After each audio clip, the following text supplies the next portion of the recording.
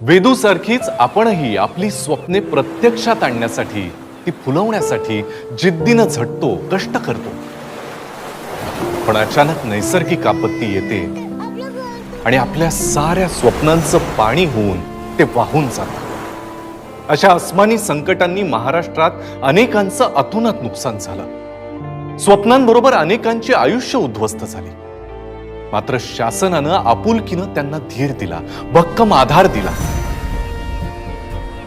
केंद्रीय निकषापेक्षाही अधिक मदत केली.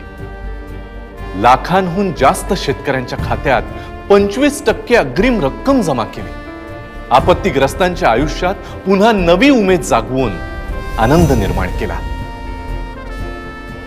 मदतीतून नवजीवन, आनंदाचे पुनर्वसन.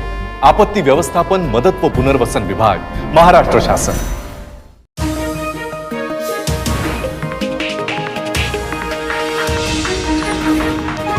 उत्तर महाराष्ट्रातील नंबर 1 टीव्ही चॅनल आवाज टीव्ही, आवाज आपल्या सर्वांचा.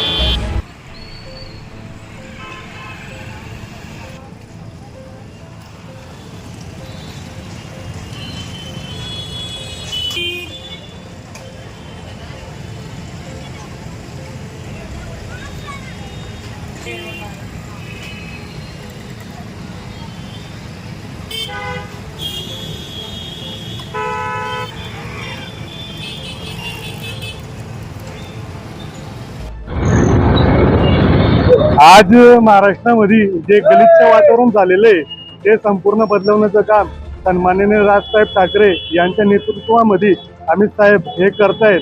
आणि त्यामुळं महाराष्ट्रामध्ये ज्या प्रकारे त्यांनी तालुक्यात जिल्ह्यात जाऊन जो झंझावात जो चालू केलेला आहे, त्यामुळे त्यांना आता एक हिंदुत्वाचा नवीन चेहरा म्हणून जो जनतेने बघितले. ज्याप्रमाणे बाळासाहेबांना हिंदू हृदय सम्राट, राजसाहेबांना हिंदू जननायक, त्याचप्रमाणे जनतेने देखील आमच्या अमित साहेबांना हिंदू युवा हृदय सम्राट म्हणून ही उपमा दिलेली आहे. आज अमित साहेब ठाकरे हे शिरपूर दौऱ्यावरती आलेले आहेत आणि धुळे, नंदुरबार, जळगाव येथील 500 पदाधिकाऱ्यांच्या नियुक्त्या त्यांच्या हस्ते होणार आहेत. त्यामुळे आज धुळ्यामधून खूप मोठ्या प्रमाणात मनसे विद्यार्थी सेनेचा ताफा हा शिरपूरकडे रवाना होत आहे.